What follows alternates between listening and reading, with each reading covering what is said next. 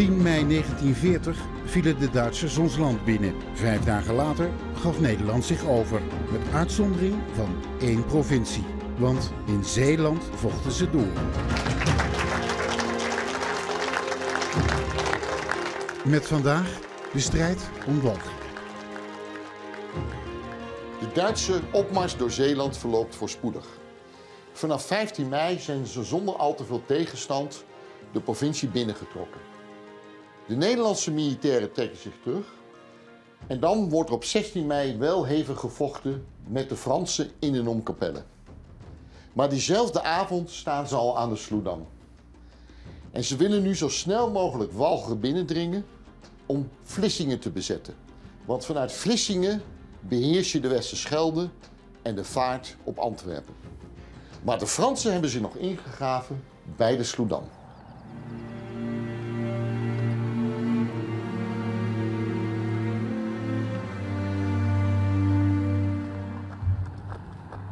We staan hier op een bijzondere historische plek.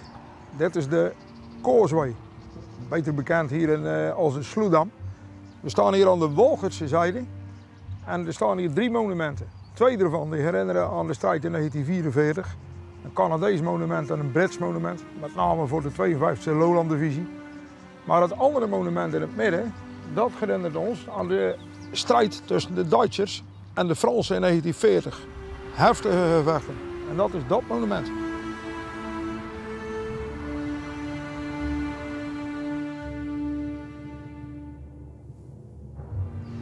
Tegenwoordig op de Sloedam is het eigenlijk aan 2 kanten land. In de oorlog was het aan 2 kanten water. Maar om een goed beeld te krijgen van hoe het toen was, kunnen we beter naar de andere kant van de A50 gaan. Want daar is eigenlijk niks veranderd. Die glooienstenen liggen er allemaal nog.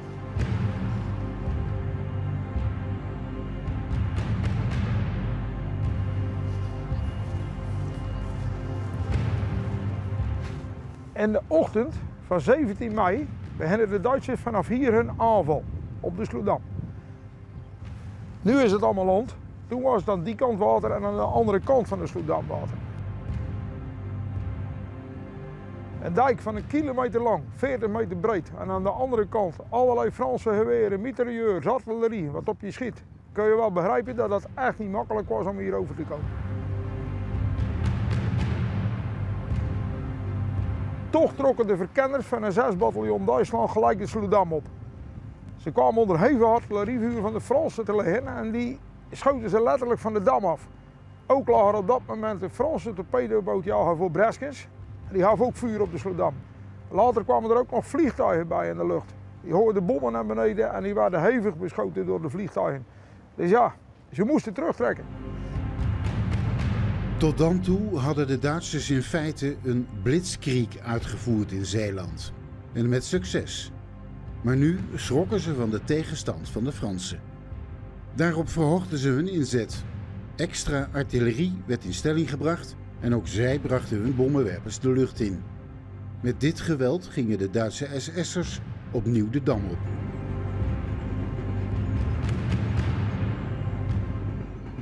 Ook deze aanval mislukt weer. Omstreeks 11 uur had de artillerie heftiger schieten. Ook de vliegtuigen gaan heftiger aanvallen. De Duitsers gaan dan op dat moment weer een poging wagen. Maar je moet je nou voorstellen, meter voor meter, kruipend. Je hebt geen dekking. Kogels vliegen rond je oren. Een Duitse soldaat zegt later, je zou net als een mol je eigen de grond in willen graven.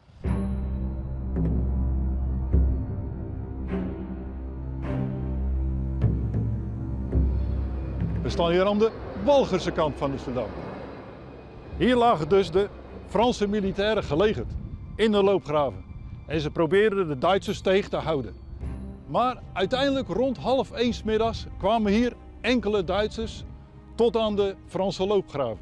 En ontstonden er hevige gevechten tussen Franse en Duitse militairen.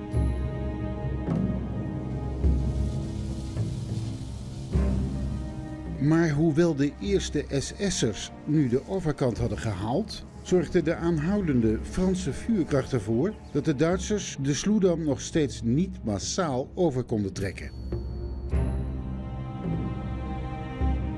Toen de aanval vanuit Duits oogpunt rond 2 uur vastgelopen was, grepen ze eigenlijk terug op een aloude tactiek. Alles vernietigen. De stellingen van de Fransen aan de andere kant van de Sloedam werden nog even aangevallen en beschoten door vliegtuigen en artillerie. Maar niet enkel die stellingen, ook het gebied daarachter. Dus eigenlijk het gebied Nieuwland tot aan Middelburg. Alles werd vernietigd.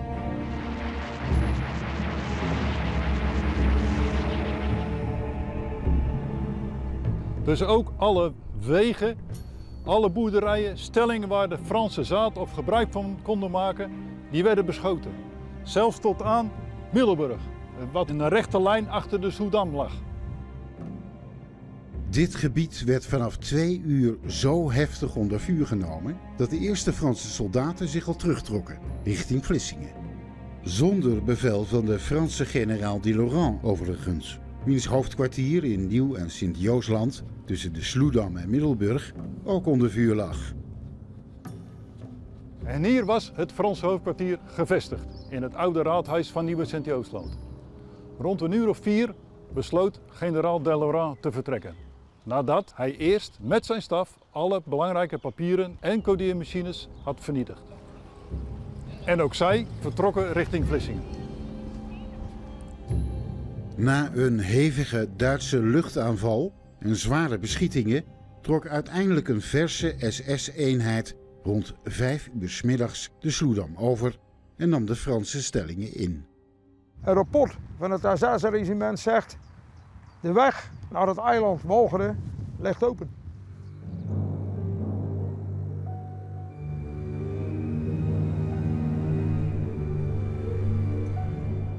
De Fransen gaven Walcheren die dag op. In Vlissingen probeerden nog zoveel mogelijk troepen in te schepen voor een overvaart naar Zeeuws-Vlaanderen.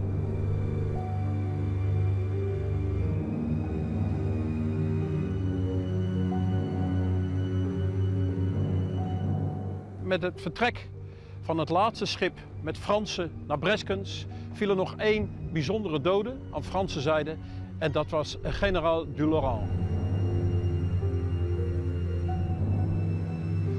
Toen de Laurent in de namiddag in de haven van Vlissingen aankwam, hij kwam vanuit Nieuw- en Sint-Joosland, toen was het hier een enorme chaos. Er waren veel te weinig schepen om de troepen en al het materieel in te schepen. De Duitsers die waren op komst en de Laurent besloot om hier een stelling te nemen met een aantal soldaten om zijn troepen zoveel mogelijk te dekken en dat ze zoveel mogelijk naar Breskens konden ontkomen.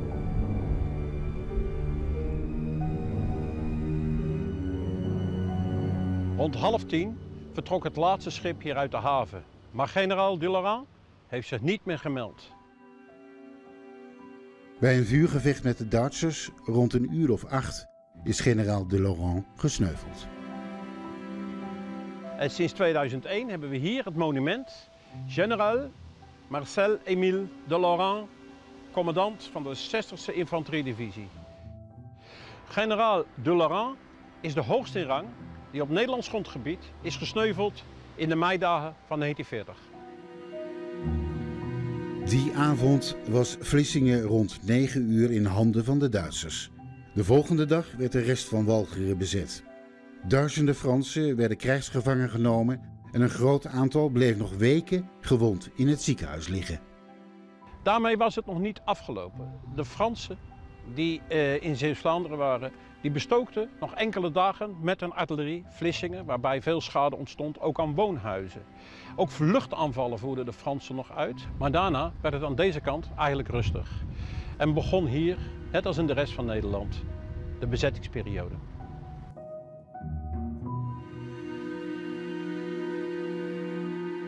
Aan het eind van de dag is de strijd om Walcheren in feite gestreden. Maar op diezelfde 17 mei vond er in de Zeeuwse hoofdstad een drama plaats. Middelburg wordt getroffen door artilleriegranaten en vliegtuigbommen die een grote stadsbrand veroorzaken. Maar daarover meer in de volgende aflevering.